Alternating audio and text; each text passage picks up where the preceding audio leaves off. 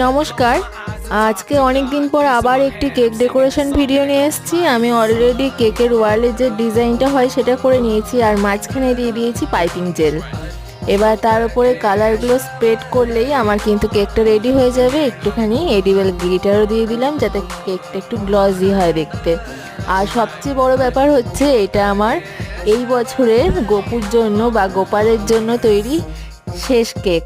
এটা অবশ্যই একজন অর্ডার করেছিল, আর সেই জন্যই আমার করার সৌভাগ্য হয়েছে। আর এটা একটু অন্যরকম ডেকোরেশন করার চেষ্টা করেছি।